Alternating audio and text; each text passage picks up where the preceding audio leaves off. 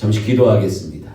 좋으신 하나님, 오늘 이렇게 두 번째 기도는 어떻게 하나요? 라는 주제로 신앙의 기초를 다지기 위해서 배움의 자리를 나왔사오니 주님께서 들을 수 있는 귀, 듣고 순종할 수 있는 마음, 또 말씀대로 살아가는 저희들 되게 하여 주옵소서. 예수님 이름으로 기도드리옵나이다. 아멘. 네, 오늘은 지난 시간에 예배는 어떻게 드리나요? 라는 주제로 살펴보았다면 오늘은 기도는 어떻게 하나요? 라는 주제로 함께 살펴보고자 합니다. 화면을 보시면 제가 성경 구절과 그리고 소주제에 대해서 해놓았습니다. 신앙기초 다지기, 기도는 어떻게 하나요? 오늘 말씀입니다. 빌립보서 4장 6절 말씀 같이 읽어보겠습니다. 아무것도 염려하지 말고 다만 모든 일에 기도와 간구로 너희 구할 것을 감사함으로 하나님께 아뢰라. 사도 바울이 빌립보에 있는 성도들을 향하여서 염려가 있고 또 근심이 있는 그들에게 염려하지 마. 너희들이 할 수 있는 일이 있는데 다만 모든 일에 기도와 간구로 너희 구할 것을 감사함으로 하나님께 아뢰일 것을 당부하고 있습니다. 다시 말해서 기도의 대상이 나오고요. 무엇을 구해야 할지 나오고 있습니다. 그리고 기도하는 자의 자세가 어떠해야 하는지 빌립보서 4장 6절은 우리에게 말씀하고 있습니다. 빌립보서 4장 6절 등 기도의 대상은 누구예요? 바로 하나님입니다. 무엇을 간구합니까? 모든 일에 너희 구할 것을 하나님께 아뢰라라고 이야기하고 있습니다. 그리고 기도하는 자의 자세는 뭐냐면 아무것도 염려하지 말고. 왜요? 하나님께 기도한 것을 응답해 주실 것을 확신하라라는 당부가 여기에 포함되어 있는 것입니다. 그렇다면 여러분, 기도는 무엇입니까? 보통 예수 믿는 사람들은 기도 생활을 한다고 하는데 기독교에서 기도는 어떤 의미가 있나요? 모든 인간의 심성에는 기본적으로 기원, 즉 소원에 대한 욕구가 있습니다. 인간은 원하는 것이 있지만 이룰 수 있는 일에 한계가 있기 때문에 소원을 이루려고 기도를 합니다. 옛날 우리 어머니들은 뒷마당에 정화수를 떠놓고 기도를 하셨습니다. 그 기도라는 것이 대부분 가정이 평안하고 집안에 탈이 없고 남편이 잘 되기를 바라는 것이었습니다. 특히 어머니들은 자식들을 위해서 항상 기도하지 않았습니까?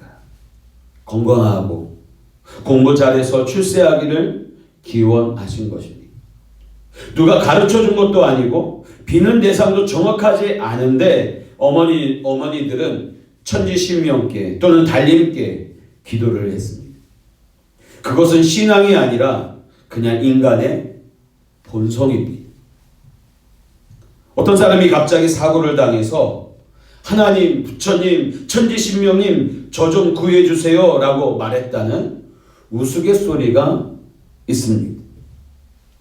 또 스님이 밤길에 호랑이를 만났을 때 하나님 살려주세요 라고 우스갯소리도 있습니다. 신을 믿기 때문이 아니라 아무나 자기를 위험에서 구해달라는 것이겠죠. 이게 바로 인간의 심성입니다. 인간보다 좀 더 높은 누군가의 나를 구해달라는 것입니다. 기독교의 기도도 이런 인간의 심성에서 크게 벗어나지 않습니다. 그런데 중요한 차이가 있습니다. 기독교는 기도를 드리는 대상이 있습니다. 그냥 소원을 이야기하는 것이 아니라 기도를 들으시는 대상이 분명하다라는 것입니다. 바로 하나님이십니다. 우리의 영적인 아버지가 되시는 하나님께 기도를 드립니다. 다시 말해서 기독교의 기도는 소원을 올리는 것이 먼저가 아니라 아버지가 되시는 하나님과의 관계가 먼저입니다. 다시 말해서 하나님과의 관계를 위해서는 하나님을 믿고 그 아들 예수 그리스도를 믿기 때문에 기도를 드리는 것입니다. 우리가 하나님의 자녀가 되었기 때문에 바로 기도할 수 있는 특권이 생긴 것입니다. 다시 말해서 요한복음 1장 12절에 있는 말씀처럼 영접하는 자 곧 그 이름을 믿는 자들에게는 하나님의 자녀가 되는 권세를 주셨으니 라고 했을 때 이 권세가 바로 기도의 권세입니다. 하나님과의 이 특별한 관계, 하나님을 아버지라 부를 수 있는 자녀된 이 관계로 인하여 우리는 기도할 수 있는 것입니다. 보통 기도를 대화, 이야기라고 합니다. 하나님과 우리의 인격적인 대화가 기도입니다. 인격이라는 것은 무엇보다도 부모하고 자녀가 자연스럽게 대화를 나누는 것을 의미합니다. 부모님과 어린 자녀가 대화를 나누듯이 하는 것이 바로 기도입니다. 어린이집에서, 유치원에서 있었던 일들, 학교에서 있었던 일들, 친구하고 있었던 일들, 내 지금 마음이 행복한지 혹은 슬픈지 우울한지 그것을 부모님과 나누는 것, 이것이 인격적인 대화이자 하나님께 이와 같은 자세로 하는 것이 기도인 것입니다. 그래서 기도는 어린아이가 부모에게 칭을 거르듯이 하는 것도 맞고 무엇을 해달라고 조르는 것도 맞습니다.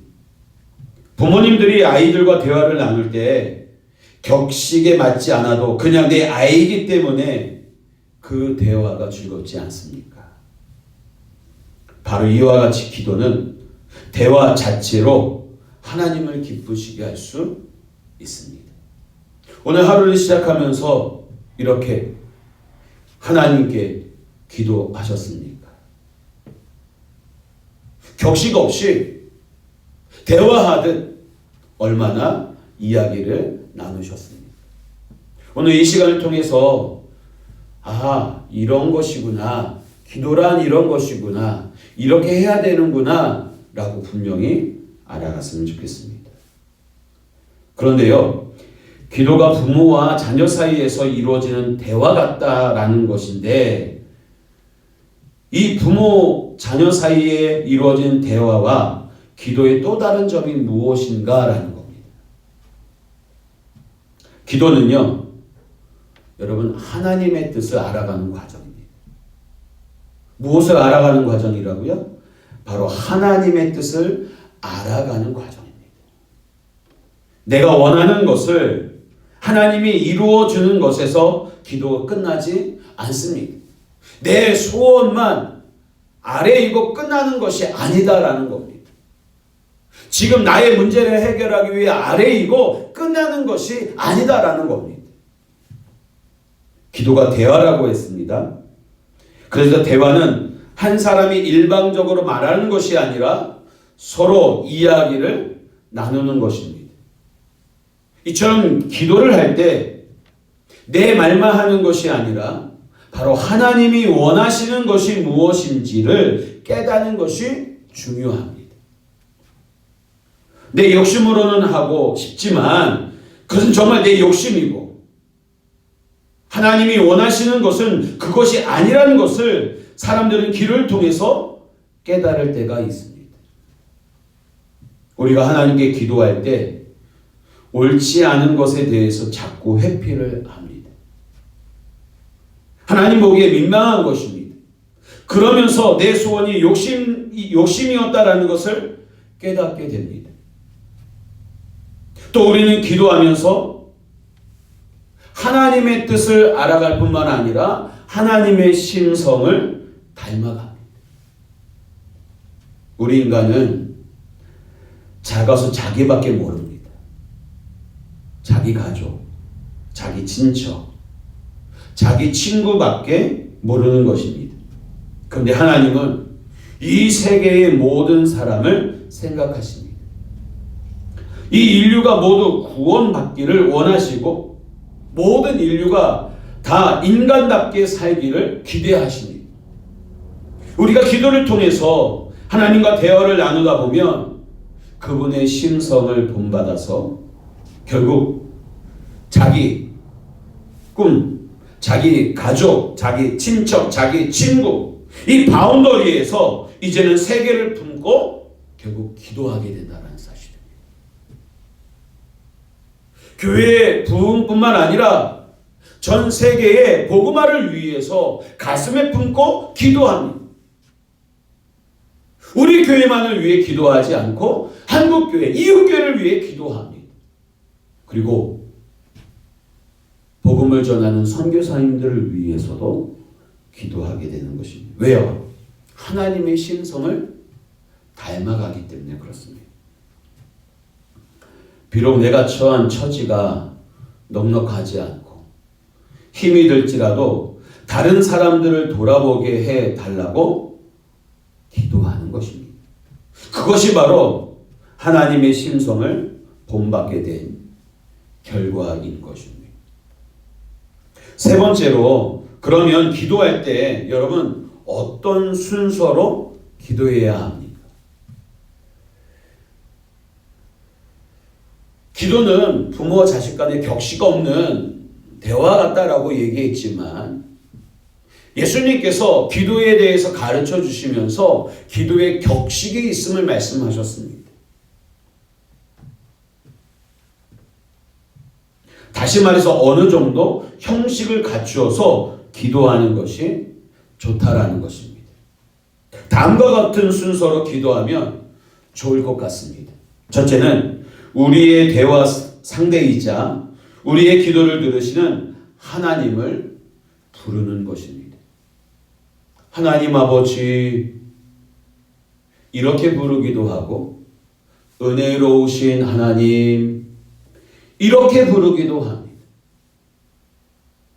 때로는 저는 이런 하나님을 좋아하는데요. 살아계신 하나님, 살아계셔서 우리와 함께 하신 하나님 이렇게 부르기도 합니다. 또는 자신이 생각하는 하나님의 명칭이나 이름을 곁들여서 하나님을 부르는 경우도 많습니다.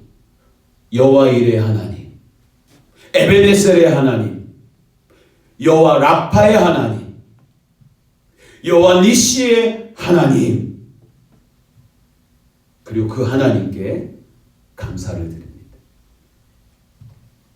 지금까지 지내온 이들과 하나님의 도우심에 대해서 감사를 드리고 하나님을 찬양합니다. 높으신 하나님을 찬양하고 하나님을 높여 드리는 것입니다. 이때 우리는 역사를 주관하시는 하나님, 이 세상을 만드신 하나님, 우리를 구원해 주신 하나님을 찬양한다라는 사실. 그것이 첫 번째 기도할 때 우리가 갖추어야 할 격식 중 첫 번째 순서인 것입니다. 두 번째가 바로 뭐냐면 하나님의 뜻이 이 땅에 이루어지기를 기원하는 것입니다. 여러분, 우리의 생각이 아니라 하나님의 생각이 이 땅에 이루어지기를 기도하는 것입니다. 하나님의 뜻이 하늘에서 이룬 것 같이 이 땅에서도 이루어지기를 기도하는 것입니다.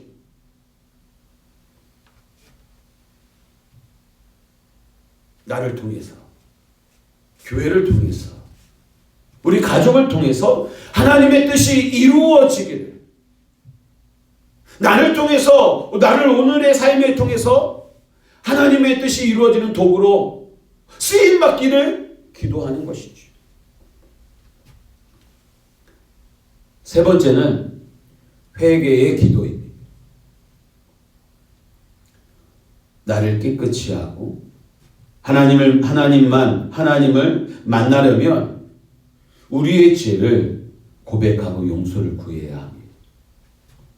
적은 것이라도 우리가 그 죄를 마음에 가지고 있으면 하나님을 만날 수 없습니다. 그렇지만 우리가 그 죄를 고백하면 하나님께서는 모든 것을 용서해 주십니다. 성경에 보니까 기억지 아니하신다라고 말씀하셨습니다.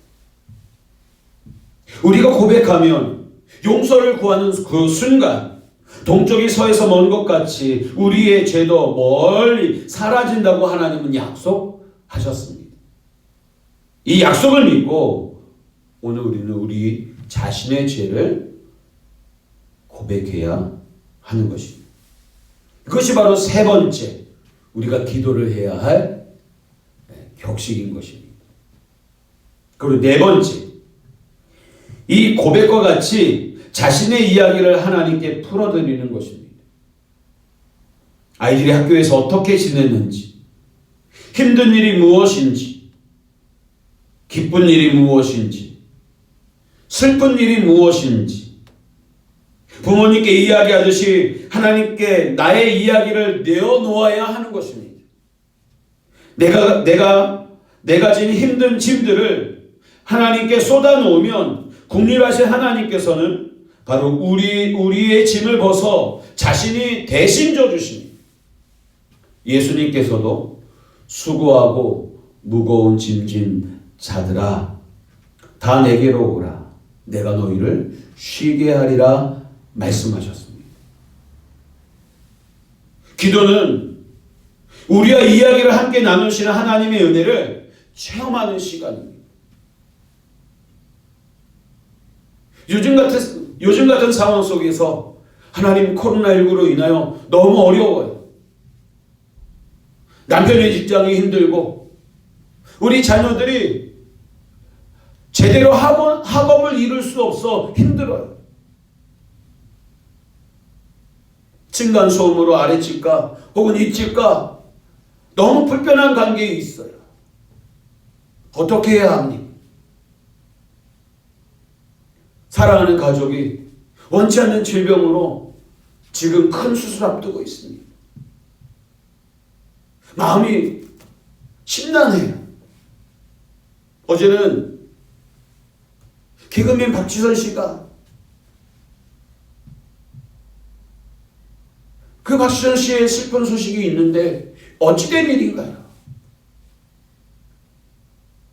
이웃의 슬픔, 이웃의 아픔, 나의 상황, 형편들을 하나님께 이야기하는 거예요. 지금까지 우리는 이 순서들, 내 이야기를 하는 순서들이 많이 삭제되어 있었어요. 하나님 감사해요 해놓고 내 욕구, 내 기도의 제목들만 예수님 이름으로 기도합니다. 이렇게 기도를 끝낸 적이 너무나도 많았어요. 하나님은 우리에게 뭘 요구하실까요? 저는 기도를 어떻게 드려야 하나요? 어떻게 하나요? 라는 이 주제를 살펴보면서 제가 미처 깨달았지 못한 부분이 바로 이 부분이었어요. 나의 마음을 이미 알고 계시지만 나의 형편, 나의 처지, 나의 상황들을 이렇게 해주세요, 이렇게 해주세요, 이렇게 해주세요 아뢰기만 했지 내 상황을 자세하게 이야기하지 못했다라는 사실.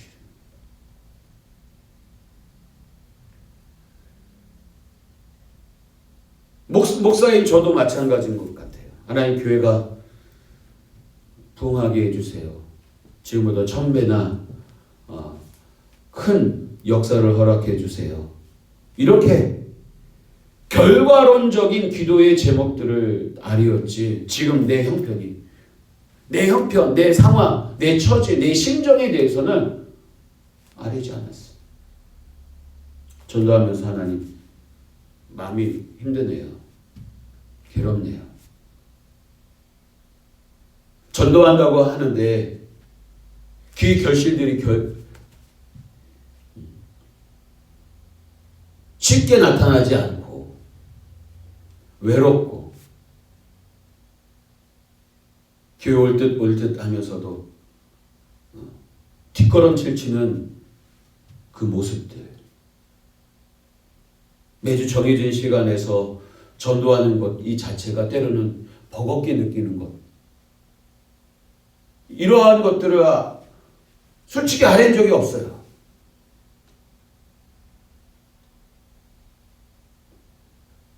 저와 여러분들이 앞으로 기도하면서 그런 이야기들을 좀 많이 했으면 좋겠어요.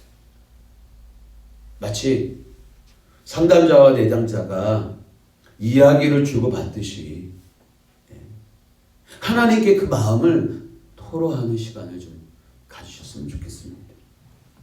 그리고 마지막 5번째가 바로 뭐냐? 우리의 기도의 제목을 이야기하는 것입니다. 우리의 소원을 가지고 기도하는 것입니다. 다시 말해서 이 기도의 제목이 있기까지는 내 상황과 형편, 소원들 이것들이 전제되지 않고서는 기도의 제목이 나올 수 없는 거예요. 다시 말해서 나의 이야기를 통해서 이런 아픔, 문제, 그런 시련들, 이러한 상황이 있기에 이런 기도 제목이 나온다라는 사실을 하나님께 알아야 하는 거예요.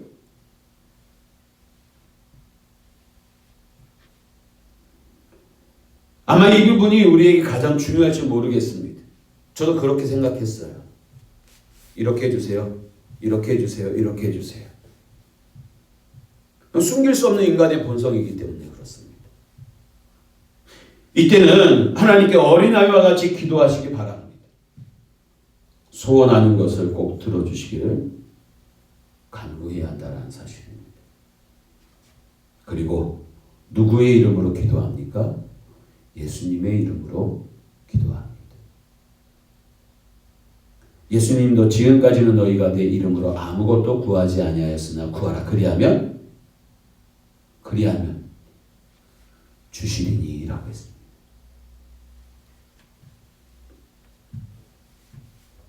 그렇습니다. 여러분 어떤 순서로 기도해야 합니까? 하나님을 부르고 하나님의 뜻을 구하고 나 자신의 죄를 회개하고 자신의 이야기와 기도의 제목 아린 후 예수님의 이름으로 기도한 후 아멘 하는 것입니다. 우리는 기도할 때 예수님의 이름으로 기도합니다. 아멘 이라고 하는데요. 무슨 의미가 있을까요, 여러분? 주문일까요? 주문? 많은 사람들이 사도신경과 주기도문을 주문처럼 외워버려요. 아니, 그 의미와 뜻을 생각하지 않고 헤아리지 않은 채 무작정 이야기해요. 무작정 소리내요. 아닙니다. 의미가 있는 거죠. 우리가 예수님의 이름으로 기도합니다라고 기도를 마치는 것은 예수님이 하나님과 우리 사이의 중보자가 되시기 때문입니다. 중보자란 둘 사이를 이어주는 사람을 말합니다. 아무래도 하나님은 우리에게 어려운 분이십니다. 무서운 분이시죠. 그가 어려운 것이 아니라 인간이 죄인이기 때문에 그분을 어려워하는 것입니다. 예수님께서는 바로 이 사이에 오셔서 하나님과 같은 신이시지만 인간의 몸을 입고 이 땅에 나타나셨습니다. 인간의 모든 죄를 짊어지시고 십자가에 달려 돌아가신 것입니다. 그래서 죄인이 우리가 하나님과 직접 대화를 하며 기도할 수 있게 됐습니다. 그렇기 때문에 우리가 기도할 때 예수님의 이름으로 기도하는 것입니다.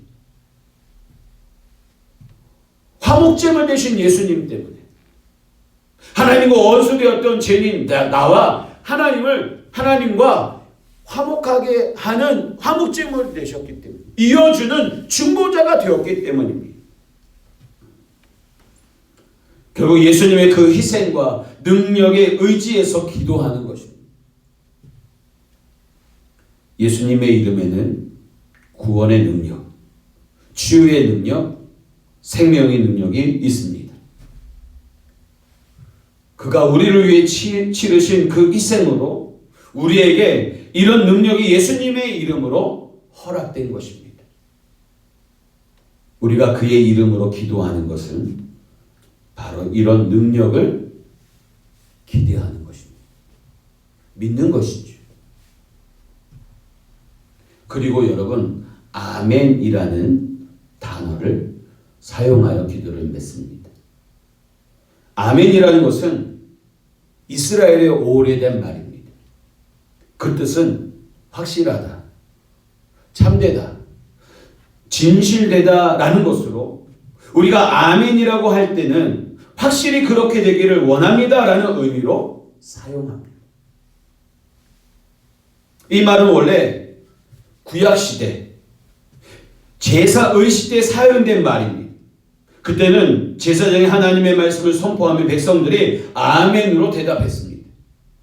선포된 하나님의 말씀을 믿고 그 말씀대로 순종하겠다라고 하는 의지의 표현이었습니다.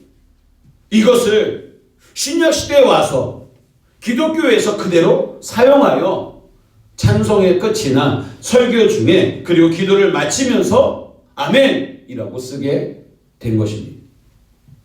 찬송을 부르면서 아멘이라고 하는 것은 정말로 그러합니다. 정말로 그러합니다. 이 찬양의 가사가 정말로 그렇습니다 라고 고백하는 것입니다.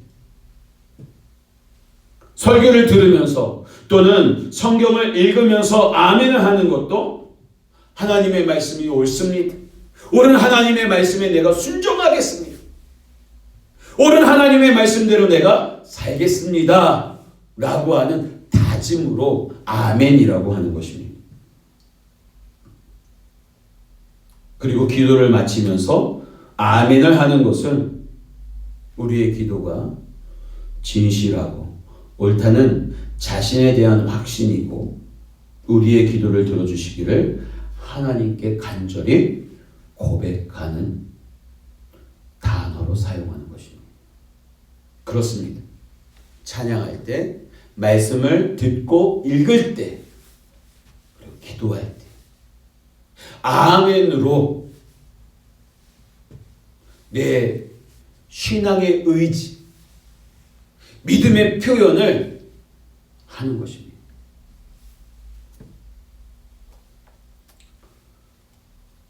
그러려면 우리가 기도할 때는 어떻게 해야 합니까? 기도할 때 어떻게 해야 되죠? 기도할 때는 먼저 눈을 감습니다. 눈을 뜨고 기도할 수도 있어요. 그러나 꼭 눈을 감고 기도하라는 것은 법이 아니에요. 우리가 쉬지 않고 기도하려면 일을 하면서도 공부를 하면서도 기도를 해야 합니다.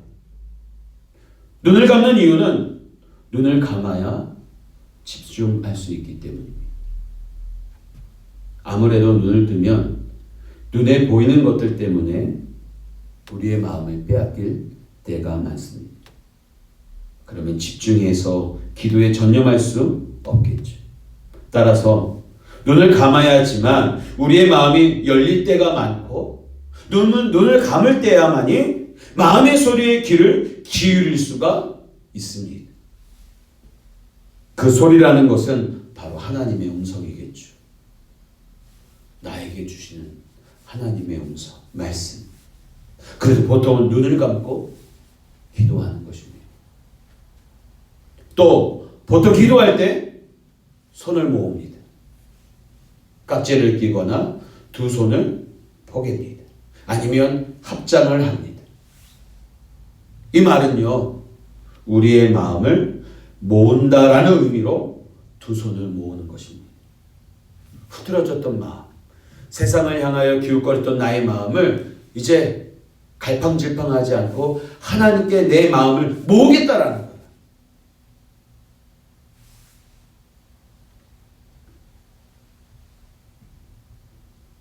또 하나님과 우리가 하나가 된다라는 의미이기도 합니다. 하나님과 내가 하나가 된다. 기도하는 이 시간, 하나님께 집중하여 하나님의 음성을 듣기 위해 눈을 감고 손을 모음으로 하나님과 하나 되는 귀한 시간.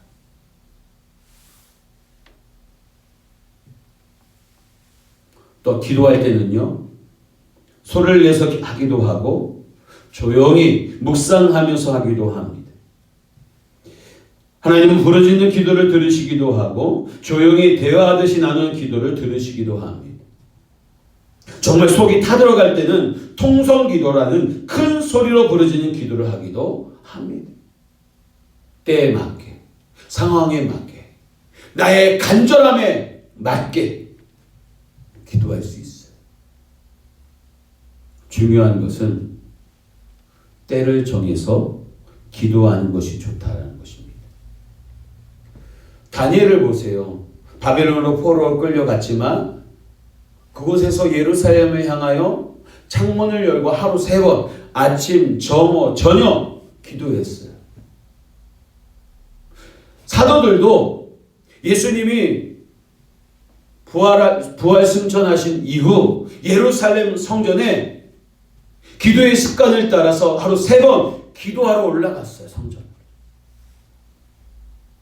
다시 말해서 여러분, 기도하는 시간을 정해놓고 기도하는 것이 좋습니다. 목사이니까 새벽 5시 새벽 기도회, 그리고 잠자기 전 9시에서 10시 사이 예배당에 와서 기도하고 잡니다. 여러분들도 마찬가지라고 생각되죠. 좀 기도를 이 시간만큼은 해야 되겠다. 다니엘처럼 사도들처럼 나도 하루 3번 기도해야 되겠다. 아침에 일어나자마자 가족들 다 잘 시간에 거실에 나와서 오늘 주신 말씀 보고 기도를 시작하는 그 습관들. 밥 먹기 전에 기도하는 것, 식사 기도하는 것, 점심 때, 저녁 때 여러분이 기도하는 시간을 정해놓고 기도하실 수 있기를 바랍니다. 중요한 것은 규칙적으로 기도할 수 있는 시간을 정하는 것이 중요합니다.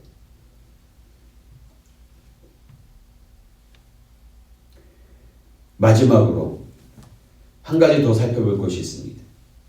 하나님이 우리의 기도를 들어주실까 하는 것. 여러분들 어떻습니까? 내가 하는 기도에 하나님이 들어주실까요? 중요한 것은 정말 어린아이와 같이 기도하는 것이 중요합니다. 어린아이와 같이.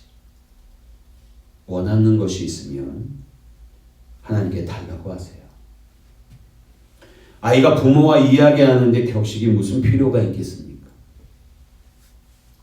하나님은 정말 우리의 아버지가 되셔서 모든 것을 들어주시는 하나님이십니다. 아빠세요. 저는 하나님께 올해 안에 제가 소원한 몇 가지 기도의 제목을 들어주세요라고 기도합니다.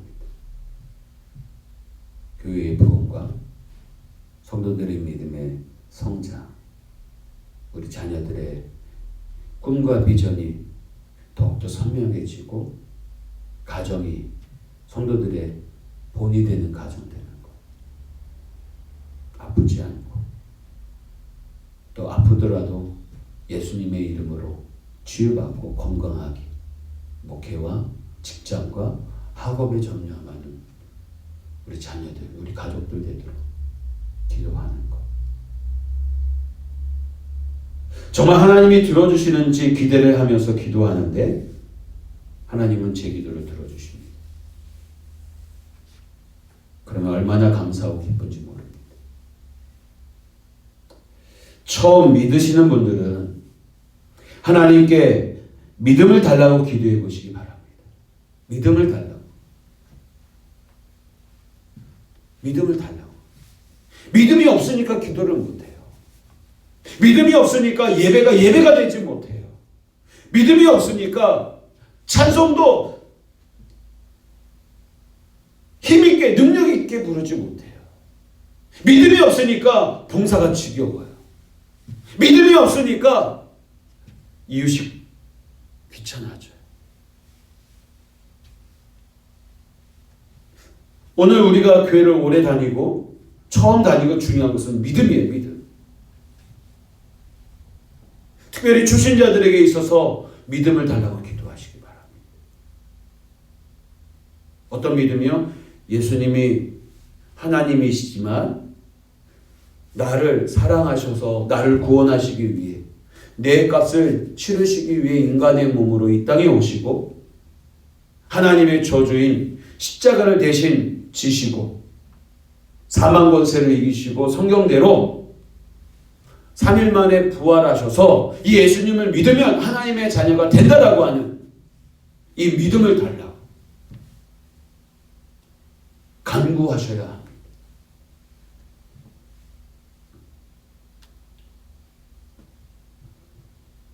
믿는 마음이 생기지 않아서 못 믿겠는데 정말 믿고 싶다고 기도하시면 성령님께서 여러분의 기도를 들으시고 믿음을 주실 줄로 믿습니다. 간절히 매달려 기도하시기를 바랍니다. 하나님은 우리의 신음소리를 들으시는 분입니다. 우리의 호흡조차도 우리의 신음소리조차도 들으셔서 뭘 필요로 하는지 뭘 원하는지 아시는 분이십니다. 바라기는 이 예배당, 우리 디딤돌교회 예배당, 기도의 눈물과 기도의 땀방울로 재단이 쌓아지는 그런 예배 처소가 되기를 원합니다. 예배당은요, 마음이 기도하는 집입니다. 누구나 와서 하나님께 그 마음, 그 상황을 이야기하며 위로 얻고 기도의 제목들의 응답을 받는 곳이 바로 예배당인 것입니다. 우리는 어떻게 이 예배당을 이용했습니까? 온전히 하나님께 기도하는 예배의 처소로 사용했습니까? 아니면 내 욕심을 채우기 위해 사용했습니다. 우리는 분별력이 있어야 합니다. 그리고 이제 앞으로 이 예배당 처소가 기도의 처소로 회복이 있고 치유가 있고 기적을 낳는 예배당을 만들어 가는데 저와 여러분들이 힘쓰고 애쓰는 저와 여러분들을 소망합니다. 마지막으로요. 세 가지의 질문을 여기다가 적어 놓았습니다. 지금까지 드렸던 나의 기도의 방법과 의미에 대해서 여러분 생각해 보시고 기도를 통해서 느꼈던 경험들과 그리고 하나님께서 들어주신 응답들을 여러분들 한번 생각해 보시기 바랍니다. 그리고 나의 구체적인 기도의 시간을 정하시고 장소를 결심하시고 기도의 제목들을 여러분 댓글로 남겨주시기 바랍니다. 부디 기도에 있어서 어렵게 생각하지 마시고 기도의 사람으로 또 응답이 있는 복된 인생으로 하나님의 역사가 있는 믿음의 발자취로 여러분들에게 은혜가 있기를 주님의 이름으로 축원합니다. 잠시 기도하겠습니다. 하나님, 오늘 기도는 어떻게 하나요? 라는 주제로 말씀을 살펴보았습니다.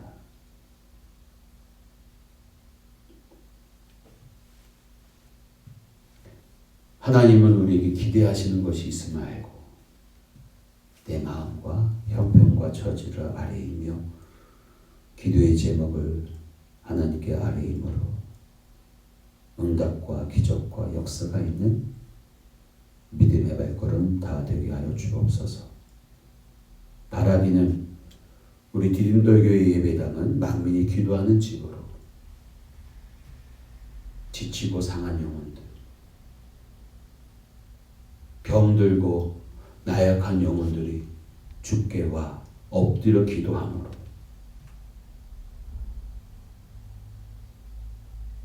치유와 회복, 영육의 강건한 은혜를 받는 기적의 장소, 회복의 장소가 될 수 있도록, 그리고 그 기도의 제목들대로 축복과 응답이 있는 처소가 될 수 있도록 하나님 은혜 내려 주옵소서.